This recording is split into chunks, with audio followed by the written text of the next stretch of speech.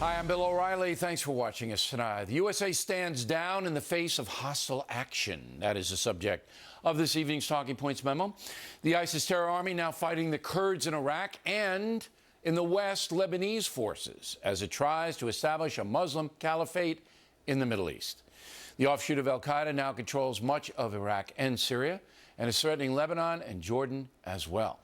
According to the UN, at least 200,000 refugees have fled these killers or murdering Christians and other folks they don't like in grisly ways. Yet President Obama has not yet ordered the U.S. military to move against that. The administration continues to study the situation, although today there were indications that some bombing is being considered. The Obama administration well understands most Americans do not want any re-involvement in Iraq and are tired of sacrificing for foreign nations. But that is foolish thinking. You don't walk away from a dire threat. You confront it in a smart way. The ISIS army could be downgraded by using American air power and drones without the USA getting directly involved with Iraqi politics, which is a fool's errand. Our country must sort out its own problems, but the ISIS threat extends far beyond Baghdad. And here's where the Obama administration is making a big mistake. By hiding behind the Iraq's chaos, the USA is allowing Islamic terrorism to gain enormous power. It's important for everyone to understand, and the President has made this clear, that there are no American military solutions to the problems in Iraq. We can't solve these problems for them. But we can diminish the fighting ability of ISIS, and we should, because they will come after us eventually. So question America looks weak in the face of the jihadist threat and Putin's aggression. The Russian tyrant massing forces on the eastern border of Ukraine, continuing to saber-rattle despite economic sanctions. Does President Obama even have a plan ready to go in case Putin does invade that sovereign country? If so, might it not deter Russia if that plan was made public? It's completely understandable that many Americans do not want to involve our country in faraway places like Ukraine and the Middle East, where most Americans will never go and do not understand that the world is interconnected. For example, if the Taliban defeats the Afghan forces that we armed and trained, yet another terrorist state will re-emerge. And as we saw on 9/11, these fanatics are not just content with brutalizing their own people. They want to kill us and other infidels all over the world. Talking Points has said for years that American power is the last hope in defeating worldwide terrorism.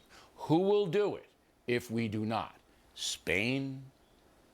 But President Obama seems comfortable staying on the sidelines with the rest of the world, allowing ISIS and Putin to disrupt civilization. The longer we wait, the more painful the inevitable confrontation will be. And that's a memo. Now for the top story night reaction was here in New York City, General Wesley Clark, former Supreme Allied Commander of NATO. Where am I going wrong, General? Well, I think ISIS is definitely going to be a threat to the United States. It's not a threat right now. It has some nasty rhetoric. It's certainly a threat to governments in the region. And I think the United States has to work with our allies in the region and bring a concert of various nations to put their power to work against ISIS. So you want a coalition of the willing? Well, I want a coalition of the people who are there and who are most directly affected. We need to be helping the Kurds. They're going to fight. The Turks have an interest in this. They're going to fight. Okay, the Lebanese army's going to fight. The Saudis are engaged. And, of course, the Iraqi military. This ISIS thing's going on for more than a year, all right? U.S. intelligence informed President Obama, the commander-in-chief of our armed forces, that ISIS was growing in power in Syria, that it was a threat, and President Obama had done nothing for more than a year.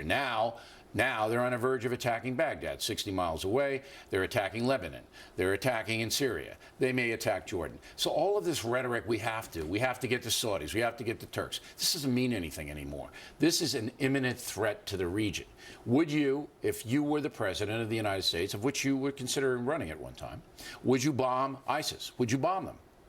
You know, under the right circumstances, I think American air power can be usefully employed in the region. Okay, good. I'll take that as a yes. Why didn't we bomb them 6 months ago when they poured across the flat border in the desert, when they violated Iraqi sovereignty, when they came across? We let them.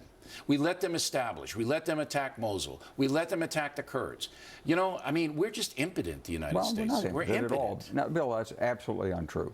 And I think it's a disservice to the men and women in uniform and to the country They itself. can't fight if when their you say commander-in-chief things like this, won't order because them to. You don't want to be quoted by some guy saying Bill O'Reilly's the expert on America, and he says America's impotent. You know that's not true.